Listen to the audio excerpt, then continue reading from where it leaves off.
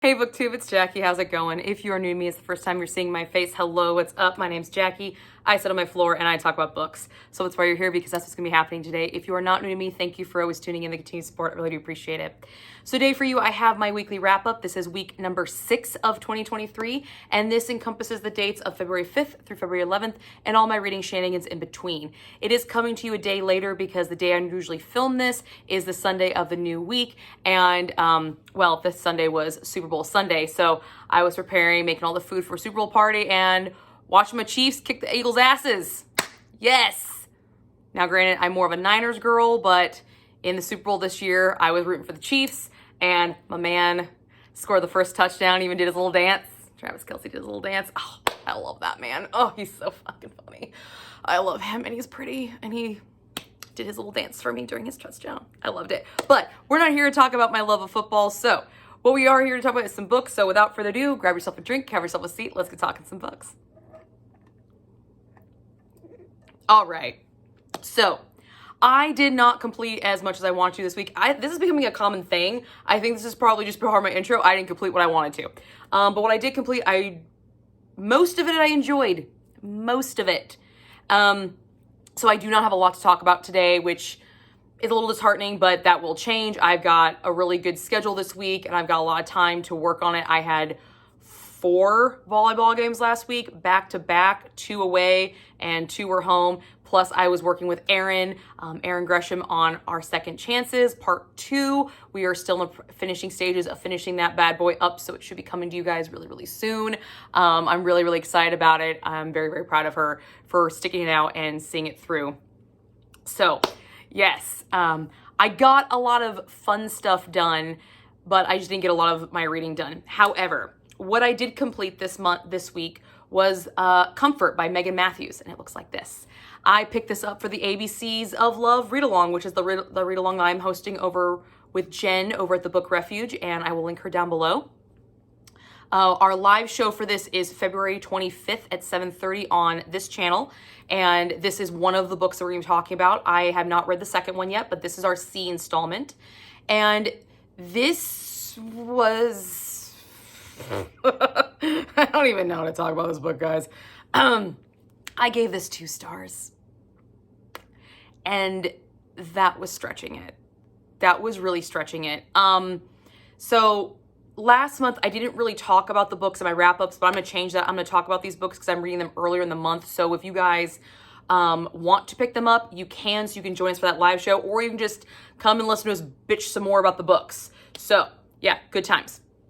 So anyway, this is the 3rd installment of the ABCs of Love novel series through Kindle Unlimited. However, this is also an installment to another series by Megan Matthews. And from what I can discern from the back pages of this book, this is the 2nd installment in the Pelican Bay Security series. So knowing that this is a 2nd installment kind of makes me second guess some of the issues I had with this book, because there was definitely a lot of stuff in here that I'm like, I feel like I'm missing a bunch of shit. And once I found out that it was a 2nd installment, maybe that was the issue. So let's just break it down. According to the back cover, we came up with the tropes of second chance, romantic suspense, rom-com. I believe those tropes do kind of hold true, not to the extent that I wish they were. Second chance, definitely. Romantic suspense,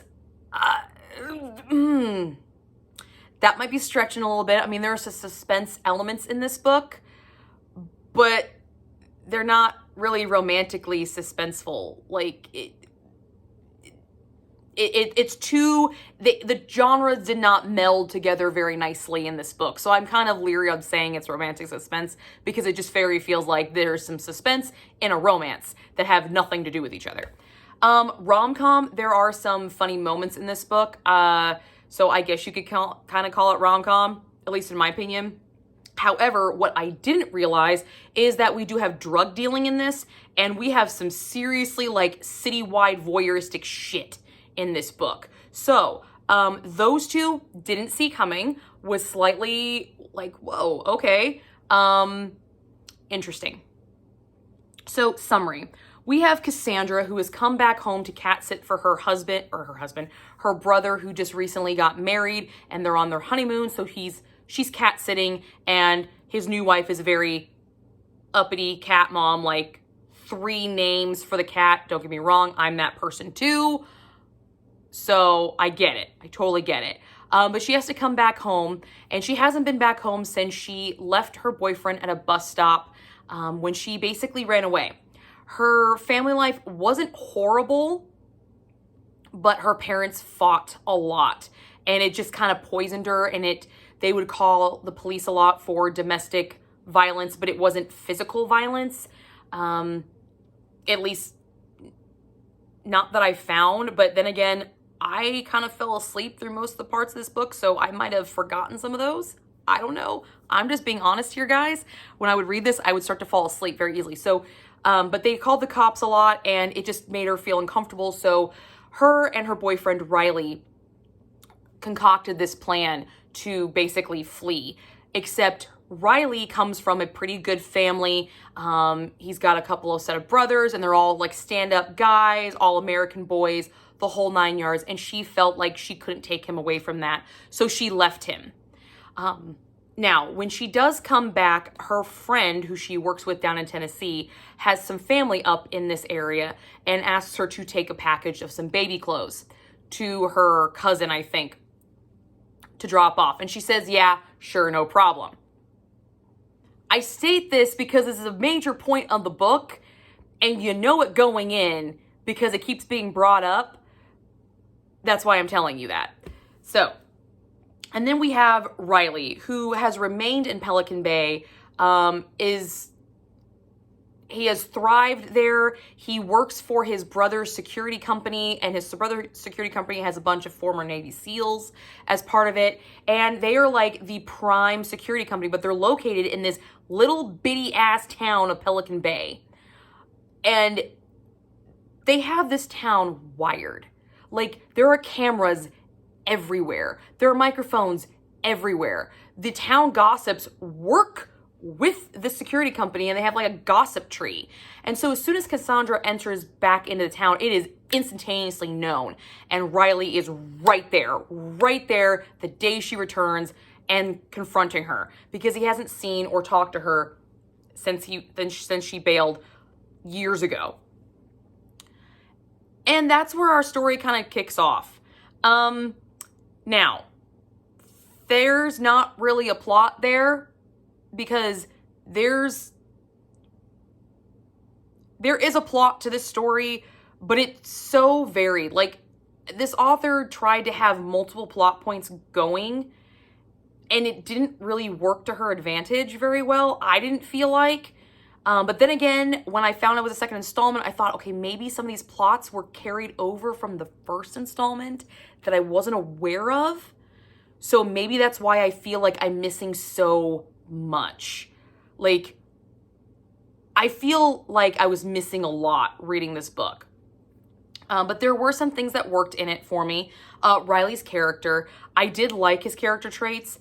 When they get reacquainted, Riley has a friend named Katie, who's like his best childhood friend, who happens to be a female. And they're not intimate, they're not physical at all. But she is a busybody. Like, we are talking severe Burbs style busybody, knows about everybody and everything, who's sleeping with who's talking to who took a shit here, who blinked over here. Like, everything. Nothing is past her. She basically forces a meet with them one day because she wants to basically stir the pot here with Riley and Cassandra. So she just kind of does it, and Cassandra's like, is she still always like this? Yeah, kind of. Yeah, she is. And it just kind of, the romance between them, yes, it is a second chance romance. They were high school sweethearts, lost their virginities to each other. You know, there was a lot of strong feelings on both sides when she left, and a lot of unanswered questions, a lot of pain left. But I mean, that romance picked right the fuck back up. I mean, there was nothing. There was one maybe awkward conversation, and that's pretty much it. But he started calling her baby. He started treating her like they were boyfriend and girlfriend, like no time had fucking passed. Which I guess could kind of lend to the strength of their bond originally, if you want to look at it that way, if you're looking for a silver lining. But for me, it was just way too insta for me. I was like, damn, really? I feel like I'm missing shit. Feel like I'm missing shit, and I don't fucking like that. And it bothered me. But the character of Riley, if you just look at his character, kind of his traits, his personality, I liked. I liked the persona that he had. I liked how defensive he was, how protective he was, how kind of rational he was. I enjoyed that characteristic of him a lot. So he was a saving grace for this book for me. I mean, he's one of the reasons it has a 2-star and not a 1. Was Riley. I definitely enjoyed him, and I enjoyed how he knew when he was going to lose, but he never acknowledged it in like, oh, you know, like he wasn't pissed off that he was going to lose when the girls were trying to pull her away, because there's these sets of girls called the bakery girls, and they are like the gossips of the town, and they're also the troublemakers of the town, but he's friends with them, and he's a security company, and like they do security all over the United States, and I'm just like, they're hunting down mobsters and shit, and then like, this doesn't mesh at all. But Riley stayed consistent. Like, even though everything around him was confusing, I got him. I understood him. Everything else was fucked up. The sex scenes were really good. I really enjoyed these sex scenes. They weren't incredibly steamy. They were graphic, but they weren't like extremely graphic, you know, that I can handle. They were kind of, you know, they weren't super, super spicy, but the way they were done, I enjoyed them. I enjoyed the techniques that she used. I enjoyed the locations she used. I enjoyed the fun she had with the sex scenes. I very much enjoyed that for sure, especially the, when he lays her down and he pulls her underwear off and he kisses her in her vaginal area, says, "I'll come back for you later. I have other stuff I need to do." Like, it's a fucking character in itself. And I was like, that's fucking hilarious. That's shit that's funny. Sometimes sex in romance books is so over the top romantic and so over the top spicy, so over the top dirty or dark that you lose the humor that can be sex. Sex can be fun and funny, and you can laugh during it. I love being turned on and excited and aroused all at the same time. It's fan-fucking-tastic. So I enjoyed that there was humor involved in these sex scenes, and it was a playful type of banter humor. I thought it was quite entertaining. So I definitely enjoyed the sex scenes of this book. So if you're just reading for the sex scenes, this is a nice read. There's not a lot of them, but the ones that they are a good time. I had a good time with them. Yeah, what didn't work? I mean, that's all I got, guys. So what worked for me? What didn't work? The storylines. There was just too many balls in the air. We've got the security company that's in like the back of a bakery, and it looks like a regular office building, but we got some hidden arsenals going on here. They've got cameras and microphones fucking everywhere, and they have tabs and bugs on these specific individuals in the town because they're troublemakers. And you've got them chasing mobsters and then trying to find a kid that's been kidnapped. And then you also have Riley and Cassandra's love story kind of come back into play. But then you have Cassandra's story over here that her house gets, you know, robbed. And for the most part, Pelican Bay is a pretty safe area. So why it needs this like high-end security company in it, I have no idea. But then you learn there's other like subversive undertows and huge drug rings and shit. And then she gets involved in it because her friend, who happens to be in Tennessee, 1,500 miles away, happens to know a dealer like an hour away from Pelican Bay. Like, there was just so much. Pick something and stick with it. Okay, we got the security company. They're working on this, you know, kidnapping. Got it. Moving on. But they're also doing this mob thing, and then we got this thing with the drug. It was just too much. And then you got the gossip queens who were trying to stick their nose into everything, and he's constantly saying, "Stay away. I don't want you around them. You're not a bakery girl." But she's fucking friends with him by the end of the fucking book. They're buddy-buddy. What? There was so much stuff I couldn't keep all the storylines straight because there wasn't enough of each storyline to really latch onto. It was just like piecemeals. And that's why I feel like maybe there was some of these storylines in the previous installment that were carried over and they were further developed in this book, but never actually really realized to its completion. So I don't know about that one because this is the second installment. But for me, it was very awkward. And there's just too much. There was just too much going around. Find a lane and stick with it. And do it well. Because this woman can write. I feel like she could write a very good story if she just picked to one thing. This setting. I understand that this is fiction. I completely understand this is fiction. But it is almost unbelievable fiction. This whole town is wired. Like they can see everywhere, hear everything. This one security company. Really? Really? Okay. Sorry guys, my battery cut out, so I had to replace it real fast. So anyway, like I was saying, the setting is just a little too unbelievable for me for this, even though I know this is fiction. It was a little too much. Just like there's so many plot points going on. It's too much. Not realizing this was a second installment. That was the next thing, was a huge fucking killer for me on this. I hate that. I fucking hate that so much. Because when you look at this cover, you don't see anything that says it's a second installment. I didn't know it was a second installment until I literally read the end of the book. That's what I found out. So that was incredibly annoying for me. The fact that this read-along might possibly have second installments in it. I didn't like that at all. I wasn't a fan of that. So going forward, I'm definitely going to have to look into that just a little bit more because that's going to piss me off if it happens again. Because I feel like some of my problems with this book might have been resolved if I had read the first installment.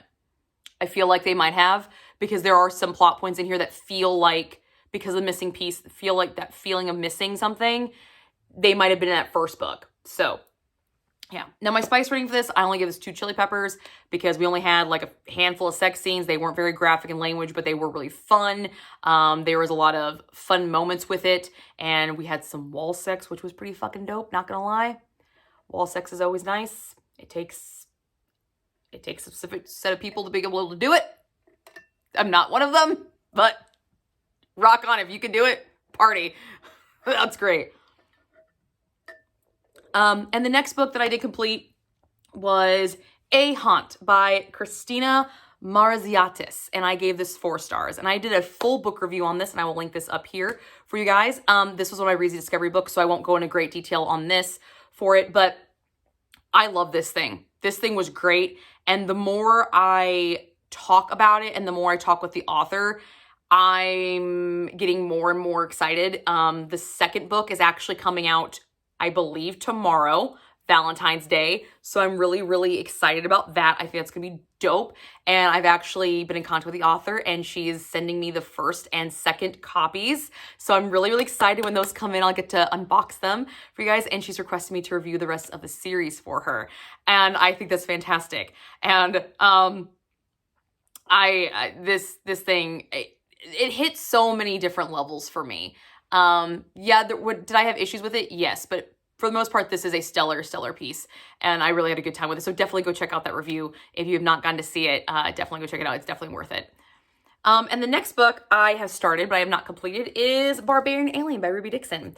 I just started this so I could read over Valentine's Day. I'm a couple pages into it because I finished it. I started it as soon as I finished Comfort, and it's blue aliens with ribbed genitalia, ribbed for her pleasure.